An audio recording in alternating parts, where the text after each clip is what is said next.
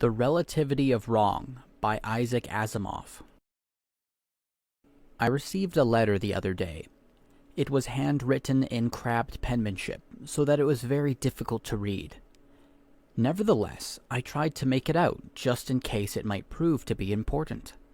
In the first sentence, the writer told me he was majoring in English literature, but felt he needed to teach me science. I sighed a bit, for I knew very few English lit majors who are equipped to teach me science, but I am very aware of the vast state of my ignorance, and I am prepared to learn as much as I can from anyone, so I read on. It seemed that in one of my innumerable essays, I had expressed a certain gladness at living in a century in which we finally got the basis of the universe straight. I didn't go into detail in the matter, but what I meant was that we now know the basic rules governing the universe, together with the gravitational interrelationships of its gross components, as shown in the theory of relativity worked out between 1905 and 1916. We also know the basic rules governing the subatomic particles and their interrelationships, since these are very neatly described by quantum theory worked out between 1900 and 1930. What's more, we have found that the galaxies and clusters of galaxies are the basic units of the physical universe, as discovered between 1920 and 1930. These are all 20th century discoveries, you see. The young specialist in English Lit, having quoted me, went on to lecture me severely on the fact that in every century, people have thought they understood the universe at last, and in every century they were proved to be wrong. It follows that the one thing we can say about our modern knowledge is that it is wrong. The young man then quoted with approval what Socrates had said on learning that the Delphic oracle had proclaimed him the wisest man in Greece. Quote, "If I am the wisest man," said Socrates, "it is because I alone know that I know nothing." Close quote. The implication was that I was very foolish because I was under the impression I knew a great deal. My answer to him was, "John, when people thought the earth was flat, they were wrong. When people thought that the earth was spherical, they were wrong. But if you think that thinking the earth is spherical is just as wrong as thinking the earth is flat, then your view is wronger than both of them put together." The basic trouble, you see, is that people think that right and wrong are absolute, that everything that isn't perfectly and completely right is totally and equally wrong. However, I don't think that's so. It seems to me that right and wrong are fuzzy concepts, and I will devote this essay to an explanation of why I think so. When my friend, the English literature expert, tells me that in every century scientists think they have worked out the universe and are always wrong, what I want to know is how wrong are they? Are they always wrong to the same degree? Let's take an example. In the early days of civilization, the general feeling was that the earth was flat. This was not because people were stupid or because they were intent on believing silly things. They felt it was flat on the basis of sound evidence. It was not just a matter of that's how it looks, because the earth does not look flat. It looks chaotically bumpy, with hills, valleys, ravines, cliffs, and so on. Of course, there are plains where, over limited areas, the earth's surface does look fairly flat. One of those plains is in the Tigris-Euphrates area, where the first historical civilization, one with writing, developed, that of the Sumerians. Perhaps it was the appearance of the plain that persuaded the clever Sumerians to accept the generalization that the earth was flat, that if you somehow evened out all of the elevations and depressions, you would be left with flatness. Contributing to the notion may have been the fact that stretches of water, ponds and lakes, look pretty flat on quiet days. Another way of looking at it is to ask what is curvature of the Earth's surface. Over a considerable length, how much does the surface deviate, on average, from the perfect flatness? The flat Earth theory would make it seem that the surface doesn't deviate from flatness at all. That is, curvature is 0 to the mile. Nowadays, of course, we are taught that the flat earth theory is wrong, that it is all wrong, terribly wrong, absolutely. But it isn't. The curvature of the earth is nearly 0 per mile, so that although the flat earth theory is wrong, it happens to nearly be right. That's why the theory lasted so long. There were reasons, to be sure, to find the flat earth theory unsatisfactory, and about 350 BC, the Greek philosopher Aristotle summarized them. First, certain stars disappeared before the southern hemisphere as one traveled north, and beyond the northern hemisphere as one traveled south. Second, the Earth's shadow on the moon during a lunar eclipse was always the arc of a circle. Third, here on the Earth itself, ships disappeared beyond the horizon, hull first, in whatever direction they were traveling. All three observations could not be reasonably explained if the Earth's surface were flat, but could be explained by assuming the Earth to be a sphere. What's more, Aristotle believed that all solid matter tended to move toward a common center, and if solid matter did this, it would end up as a sphere. A given volume of matter is, on average, closer to a common center if it is a sphere than if it is any other shape whatever. About a century after Aristotle, the Greek philosopher Eratosthenes noted that the sun cast a shadow of different lengths at different latitudes. All the shadows would be the same length if the Earth's surface were flat. From the difference in shadow length, he calculated the size of the earthly sphere, and it turned out to be 25,000 miles in circumference. The curvature of such a sphere is about 0.000126 per mile, a quantity very close to 0 per mile, as you can see, and one not easily measured by the techniques at the disposal of the ancients. The tiny difference between 0 and 0.000126 accounts for the fact that it took so long to pass from the flat Earth to the spherical Earth. Mind you, even a tiny difference, such as that between 0 and 0.000126, can be extremely important. That difference mounts up.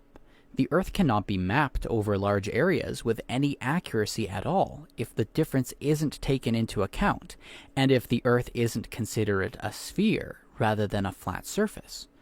Long ocean voyages can't be undertaken with any reasonable way of locating one's own position in the ocean unless the Earth is considered spherical rather than flat. Furthermore, the flat Earth presupposes the possibility of an infinite Earth, or of the existence of an end to the surface. The spherical Earth, however, postulates an Earth that is both endless and yet finite, and it is the latter postulate that is consistent with all later findings. So, although the flat Earth theory is only slightly wrong and is a credit to its inventors, all things considered, it is wrong enough to be discarded in favor of the spherical Earth theory. And yet, is the Earth a sphere? No, it is not a sphere, not in the strict mathematical sense.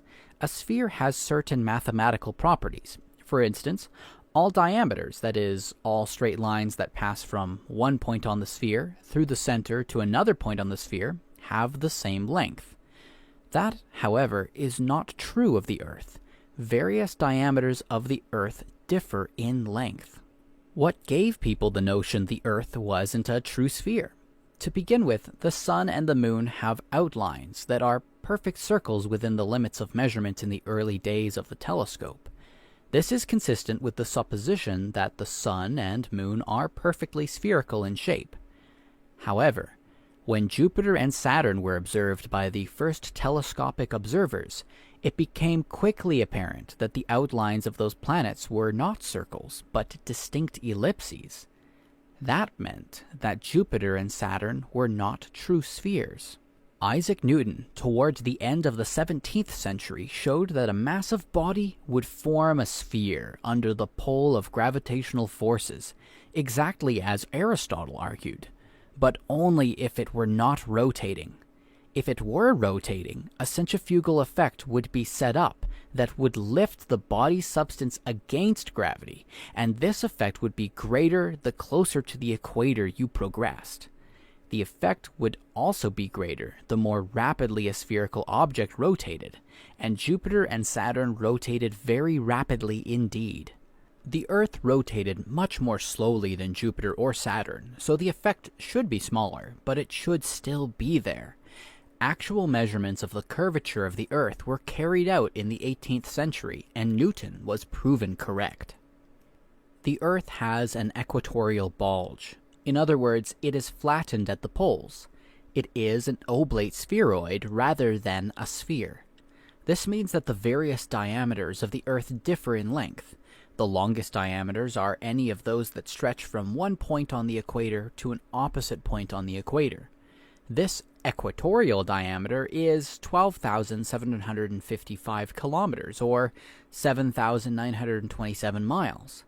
The shortest diameter is from the North Pole to the South Pole, and this polar diameter is 12,711 kilometers, or 7,900 miles.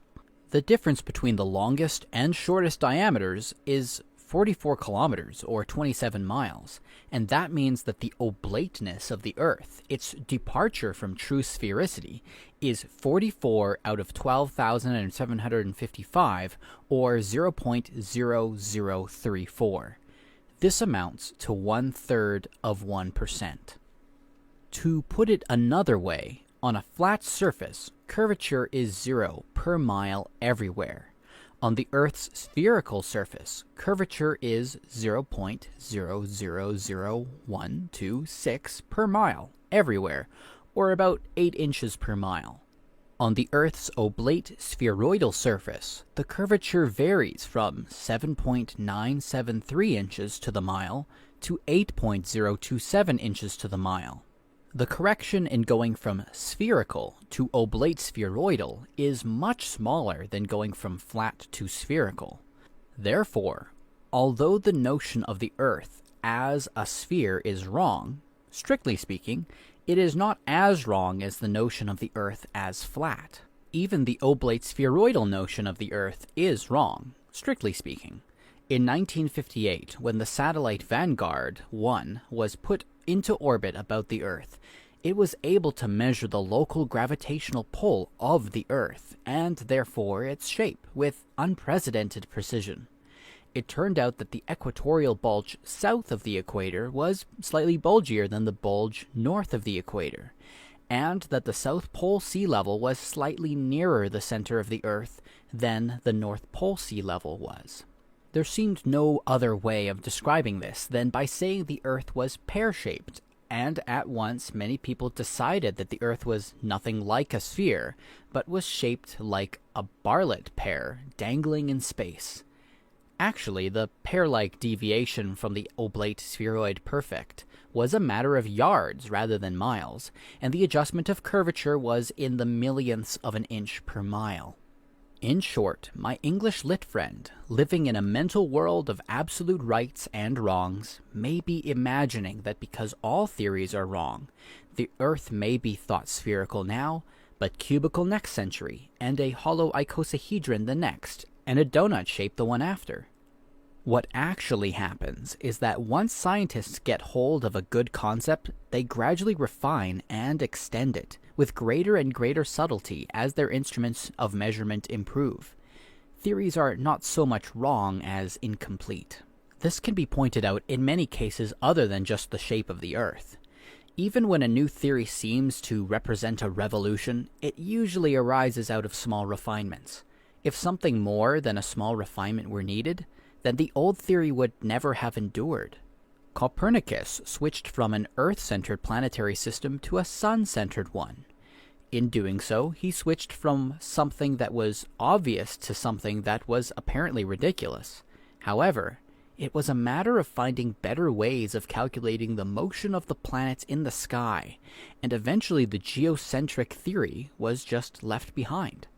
It was precisely because the old theory gave results that were fairly good by the measurement standards of the time that kept it in being so long. Again, it is because the geological formations of the Earth change so slowly and the living things upon it evolve so slowly that it seemed reasonable, at first, to suppose that there was no change and that the Earth and life always existed as they do today. If that were so, it would make no difference whether the Earth and life were billions of years old or thousands. Thousands were easier to grasp. But when careful observation showed that the Earth and life were changing at a rate that was very tiny but not zero, then it became clear that the Earth and life had to be very old. Modern geology came into being, and so did the notion of biological evolution. If the rate of change were more rapid, geology and evolution would have reached their modern state in ancient times. It is only because the difference between the rate of change in a static universe and the rate of change in an evolutionary one is that between zero and very nearly zero that the creationists can continue propagating their folly. Since the refinements in theory grow smaller and smaller, even quite ancient theories must have been sufficiently right to allow advances to be made, advances that were not wiped out by subsequent refinements.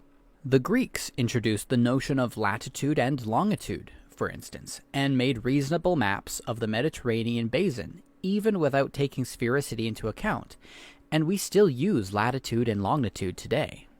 The Sumerians were probably the first to establish the principle that planetary movements in the sky exhibit regularity and can be predicted, and they proceeded to work out ways of doing so, even though they assumed the Earth to be the center of the universe.